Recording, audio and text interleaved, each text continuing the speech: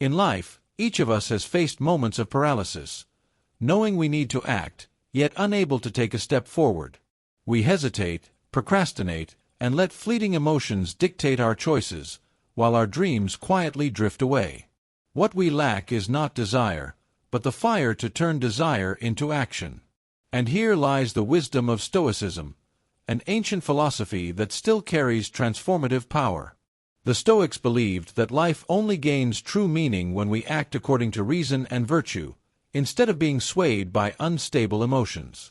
They left behind timeless lessons about discipline, about overcoming procrastination, about the strength of habits, about turning obstacles into opportunities, beginning with small steps, living with purpose, and simplifying life. This video will be a journey through those 7 lessons. Not abstract theories, but practical principles, a compass that helps us act in the present moment, break free from laziness and uncertainty, and build a life anchored in meaning. If there is one thing the Stoics never stop reminding us of, it is this: true freedom does not come from doing whatever we want, but from having the power to govern ourselves. And the key to that power is self-discipline. Self-discipline is not about forcing oneself into hardship or suppressing all desires. It is the ability to clearly distinguish between what is necessary and what is excessive, between what nourishes the soul and what only satisfies temporary cravings. A person without self-discipline becomes a slave to impulses, swayed by fleeting emotions, and eventually loses themselves. Meanwhile, the Stoic understands that every time they control themselves, they are one step closer to freedom. Epictetus, born a slave, lived his life under conditions few could imagine. Yet, his philosophy was founded on the belief that no one could truly enslave him unless he gave up control of his own mind. Physical freedom can be stolen, but the freedom to choose one's attitude, one's way of thinking and acting, no power on earth can take that away. And self-discipline is the foundation of that freedom. Discipline also means not wasting life on trivial pleasures. Seneca once said, "We are not given a short life, but we make it short by wasting it." A disciplined person knows how to spend their time wisely, how to focus on what truly matters, rather than being scattered by endless distractions. Moreover, self-discipline is not just about restraint, but also about perseverance. To maintain habits, to pursue knowledge, to practice virtue, all require a steady will. Marcus Aurelius, as emperor, could indulge in luxury and power, but in meditations he constantly reminded himself to live modestly, to work diligently, and to put reason above all. Self-discipline, then, is not an external burden but an inner strength. It protects us from being ruled by external temptations and inner turmoil. It gives us the ability to face life's storms with calmness, to act not according to impulse but according to reason. The Stoics believe that a person who disciplines themselves can turn every challenge into training, every temptation into an opportunity to affirm their will, every day into progress toward inner freedom. And when freedom is built from within, no one, not fate, not misfortune, not others, can take it away. One of the biggest challenges for every human being is not the outside world, but the inner world, the waves of emotion that rise and fall within us. The Stoics taught that if we do not learn to master our emotions, we will be controlled by them. And once we are controlled, reason is lost, and we are tossed about like a ship without a rudder in the midst of a storm. Mastering emotions does not mean denying or suppressing them. The Stoics never claimed that humans should live like cold stone statues. What they emphasized is awareness and control. When anger arises, the Stoic observes it, recognizes it, but does not allow it to dictate action. When sadness comes, they acknowledge it, but do not drown in it. The true power lies in having emotions, but not being ruled by them. Epictetus used to say, "It's not what happens to you, but how you react to it that matters." We cannot control all external events, but we can control the meaning we assign to them and the attitude we take. That is the art of mastering emotions. Think about anger. How many times have we regretted words spoken in rage? The Stoics remind us, anger is always more destructive to the one who harbors it than to the one it is directed at. Therefore, A wise person does not let anger decide their fate. Or consider fear. Fear keeps us from action, locks us in hesitation. The Stoics saw fear as nothing but an illusion of the mind, magnifying the pain of the future before it even arrives. To master emotions, the Stoics practiced daily reflection. Marcus Aurelius would write every night about what he had done well, what he had failed at, and how he could act more rationally the next day. This practice kept his emotions from piling up unexamined, instead transforming them into lessons for growth. Another technique is negative visualization. By imagining loss, of health, of wealth, even of loved ones, the Stoics did not become pessimistic, but rather learned to appreciate what they had and to prepare themselves mentally for the natural changes of life. That way, when real misfortune comes, their emotions are not overwhelmed, because the mind has already been trained. Mastering emotions is not about eliminating humanity, but about elevating it. A person who masters their emotions can face provocation with calmness, meet failure with steadiness, and even confront death without terror. That is not indifference, but strength, the strength that comes from harmony between reason and the heart. Ultimately, emotions are not enemies, they are signals. They only become chains when we hand them control. To live as a Stoic is to listen to those signals, to understand them, but to let reason be the one to steer the ship. Only then can we cross the storms of life without losing ourselves, turning each wave into strength for the journey ahead. Perhaps one of the most famous Stoic teachings is the phrase, amor fati, love your fate. To the Stoics, fate is not an enemy, but a part of the natural order of the universe. To resist fate is to resist reality itself. And the one who fights reality will never find peace. Accepting fate does not mean passive resignation or giving up effort. It means recognizing that there are things outside our control, birth and death, luck and misfortune, praise and criticism, and that clinging to them only creates suffering. What we can control is our mind, our attitude, and the way we respond. When we focus only on that, life becomes lighter. Epictetus once said, "Do not seek for things to happen the way you want them to. Rather, wish that what happens happens the way it does, and you will be happy." This is not blind submission, but profound wisdom. Happiness comes not from bending the world to our will, but from aligning our will with the nature of the world. Think about the storms of life, the loss of loved ones, failure in work, the decline of health. No amount of anger or resistance can change them. But the Stoic asks, why exhaust yourself against what is unchangeable? Why not use that energy to adapt, to grow, and to live more fully within the reality that exists? Marcus Aurelius, as emperor, faced endless wars, betrayals, and epidemics. Yet in meditations he often reminded himself, everything that happens is either endurable or not. If it is endurable, then endure it. If it is not, then it will soon end. For him, acceptance was not weakness, but the source of incredible resilience. Acceptance also brings liberation from fear. When we stop fearing the inevitable, aging, loss, even death, we free ourselves to truly live. Seneca taught, "He who has learned how to die has unlearned how to be a slave."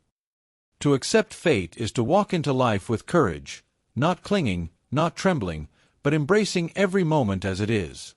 In truth, fate is not always cruel. Much of what we call fate is simply the natural rhythm of existence. Day and night, gain and loss, beginning and ending. To accept it is to harmonize with the universe, instead of standing in constant opposition. Therefore, acceptance is not the end of effort, but the beginning of peace. When we know what cannot be changed, we stop wasting time on resentment and start focusing on what we can shape, our own actions and choices. That is how the Stoics lived, neither victims of fate nor dreamers of fantasies, but partners with the natural flow of life. Ultimately, accepting fate is not about surrendering, but about transcending. It is the art of seeing life as it truly is, not as we wish it to be, and still saying yes to it. In that yes, there is freedom, strength, and a peace no storm can steal. Human beings often live in the illusions of time. We either get stuck in the past with regrets, or we anxiously chase the future with endless worries. The Stoics remind us, both the past and the future are beyond our grasp. The only thing we truly own is the present moment. To live in the present does not mean ignoring responsibilities or stopping long-term planning. It means not letting regret about the past and anxiety about the future dominate our minds, so that we can devote all of our reason and strength to what we are doing right now. Marcus Aurelius wrote in Meditations, "Do not act as if you were going to live 10,000 years. Death hangs over you. While you live, while it is in your power, be good." That reminder is not to make us fearful, but to urge us to live each day with awareness and sincerity, as if it were our last. The Stoics see the present moment as a battlefield where the soul shows its strength. It is in the present that we choose to act with wisdom or foolishness, with justice or selfishness. The past cannot be changed, the future cannot be controlled, but the present is always in our hands. Think about anxiety. Most of what we fear never actually happens, yet fear robs us of peace today. Or regret. How many people waste their lives replaying old mistakes, instead of using the present to build a better future? The Stoics remind us, only the present allows us to act, and only through action does life gain meaning. Living in the present also teaches gratitude. When we truly see each moment as precious, we stop taking things for granted. Every breath, every conversation, every sunrise becomes a gift. And when life is seen as a gift, bitterness and dissatisfaction no longer have a place to take root. Seneca once said, "Life is long if you know how to use it." What he meant is not about the number of years, but the depth of each moment. A person who lives distractedly, always lost in past or future, may live 100 years yet never truly experience life. But a person who lives fully in the present can make even a short life radiant with meaning. To live as a Stoic is to constantly bring the mind back to this moment, to eat with awareness, to work with focus, to love with sincerity. In doing so, life is not scattered, but gathered into clarity. And in that clarity, peace is found. In the end, the present moment is not just a point in time, it is life itself. To lose it is to lose everything. To embrace it is to embrace the whole of existence. That is why the Stoics insist, live now, because now is the only reality you truly own. In the pursuit of life, people often look upward, toward what they do not yet have, what others possess, or what the future might bring. But the Stoics remind us, true happiness is not found in gaining more, but in recognizing and valuing what we already have. And the way to achieve that is through gratitude and humility. Gratitude is not just a fleeting emotion but a practice of the mind.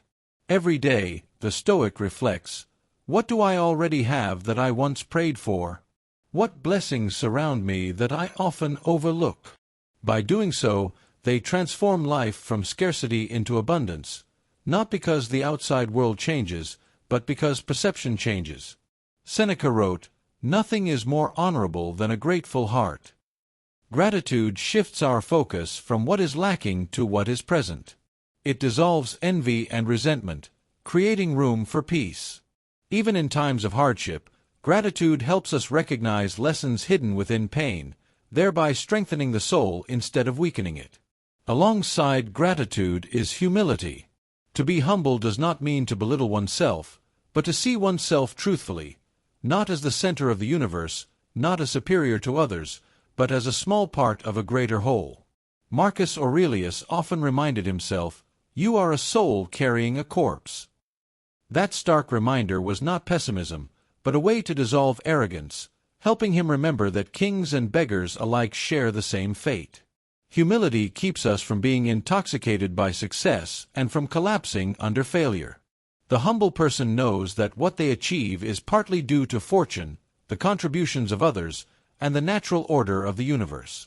Thus, they live with respect, with listening, and with the ability to learn continuously. When gratitude and humility walk together, life becomes lighter. Gratitude helps us appreciate, Humility helps us stay grounded. Gratitude lifts the spirit, humility steadies it. Together, they create a solid foundation for inner peace. The Stoics also saw that gratitude and humility lead to compassion. A grateful person tends to share, and a humble person tends to respect. From there, relationships become more genuine, communities more harmonious. In daily practice, gratitude can begin with simple acts, thanking life for a morning of health, for a meal, for a conversation with a friend. Humility can be cultivated by reminding ourselves of impermanence, that everything we possess can disappear, that every breath is a gift, not an entitlement. Ultimately, gratitude and humility are not just virtues but ways of living. They change the way we see the world and ourselves. A grateful and humble life is one where we no longer run endlessly after external validation but find joy in the very act of living. The Stoics remind us, we do not need to wait for a perfect future to be at peace. Peace begins the moment we recognize what we already have and accept our place in the great flow of existence. That is the art of gratitude and humility, the art of living fully, right now. A human being can live without many things, without fame, without wealth, even without comfort. But there is one thing that, if missing, will always leave us empty: a purpose in life. So what gives life a lasting purpose? The Stoics believed the answer lies not in money or power, but in virtue. According to Stoic tradition, there are 4 core virtues: wisdom, courage, justice, and temperance. These are not abstract ideals to be admired, but practical guides for every action in daily life. For when we live by virtue, everything we do is connected to a meaning higher than ourselves. Let us begin with wisdom. It is the ability to distinguish what is within our control and what is not. The unwise waste their lives chasing the impossible, the applause of others, the guarantee of a perfect future. The wise turn inward, focusing on what they truly command: their attitude, their choices, their reactions. Living wisely means finding purpose in shaping oneself, instead of being lost in external illusions. Courage is the second virtue. Not everyone dares to face fear, loss, or pain. But the Stoic knows, running away never brings true peace. Only when we step into hardship with courage do we discover freedom. In each moment we rise above fear, we affirm our purpose, to live a life unbroken by circumstance. Justice is the third pillar. The Stoic does not live only for themselves, but for the community as well. Marcus Aurelius wrote, "We are made for cooperation, like hands, like feet, like eyelids." Justice means placing the common good above selfishness, acting with integrity even when unseen. Through justice, we find purpose in contributing to the greater order of the universe. Finally, temperance is the art of knowing enough, of moderation. In a world that constantly urges consumption and indulgence, temperance becomes a quiet but powerful form of resistance. A person who restrains their desires not only avoids suffering but also discovers purpose in the clarity and simplicity of the soul. The miracle is that when these 4 virtues unite, purpose is no longer something to be chased outside, but a natural outcome of a virtuous life. By acting with wisdom, courage, justice, and temperance, every day becomes meaningful. And that meaning sustains our motivation, not dependent on fleeting emotions, but on the strength of principle. Seneca once wrote, "It is not that we have a short time to live, but that we waste a lot of it." The Stoics refused to waste their lives on regret. They build purpose by tying every action to virtue, so that when they look back, they can say, "I have lived rightly." In the end, true purpose is not a distant goal but the way we live each day. It is present in each choice: truth or falsehood, courage or fear, justice or selfishness, temperance or indulgence. These repeated choices form a life of purpose, the life the Stoics sought to live. In a world filled with noise, temptations, and complexity, people are increasingly swept away from themselves. We waste time on trivial things, are controlled by the demands of others, and gradually lose the ability to listen to our own inner voice. The Stoics, thousands of years ago, already saw this problem. They chose a different path: to live simply. Simplifying life does not mean giving up everything, living in hardship, or rejecting the material world. It means freeing the mind from what is unnecessary, leaving room for what truly matters: peace, integrity, and a clear purpose. Marcus Aurelius, the most powerful emperor of Rome, could have enjoyed every luxury he desired. Yet in Meditations, he constantly reminded himself of the shortness of life, of the need not to chase shallow displays of wealth. That simplicity of thought was what kept him clear-headed amid power and chaos. For Marcus, simplicity was a shield against temptation. The Stoics understood that the more desires one has, the more enslaved one becomes. Seneca once wrote, "It is not the man who has too little, but the man who craves more, that is poor." When we depend on material possessions or the approval of others, we become their slaves. But when we know enough, we are free. Simplicity is the shortest path to inner freedom. So, how can we live simply in today's world? First, simplify your environment. A room cluttered with useless objects reflects a cluttered mind. Keep only what truly serves your life, and let go of the rest. Every possession demands energy: caring for it, worrying about it, even desiring more because of it. When we are no longer surrounded by excess, we finally have the space to breathe and reflect. Next, simplify your time. The Stoics saw time as the most precious asset. Yet most of us allow it to be stolen by social media, meaningless conversations, or goals disconnected from our true values. Learn to say no to commitments that do not matter, so that you can say yes to what nourishes the mind and soul. A simple day is not one with fewer tasks, but one where every task has purpose. Simplicity also means simplifying the mind. Instead of clinging to every worry about the future or regret about the past, the Stoic trains to stay in the present moment. In this way, they are not dragged around by things outside their control. They focus on the one thing always available: acting now, with clear reason. When we live simply, our actions gain greater power. Each choice is no longer clouded by endless desires but illuminated by clarity. Simplicity transforms daily acts, eating, working, speaking, into parts of a meaningful life. Most importantly, simplicity helps us see that happiness is already here. We do not need another success, another object, or another compliment to feel at peace. By removing the excess, we see the sufficiency. And that sufficiency is the foundation of serenity. Finally, remember, simplicity is not about having less, but about having what is right. Fewer desires mean more freedom. Fewer distractions mean more wisdom. Less complexity means more peace. The Stoics chose simplicity not to reject the world, but to live more fully within it. We have walked together through 7 Stoic lessons on forcing ourselves to act. From self-discipline, overcoming procrastination, building good habits, to turning challenges into opportunities, starting with small steps, finding purpose in virtue, and finally embracing simplicity, all point to one truth: action is the force that shapes our lives. If we merely listen and nod, these lessons remain as knowledge. But if we dare to apply them, day by day, in even the smallest choices, they become the guiding light of transformation. The Stoics did not live to talk or think endlessly, but to act rightly, regardless of life's turbulence. So ask yourself, today, what small action can I take to move closer to my ideal? The answer, once acted upon, may be the very step that transforms your entire life.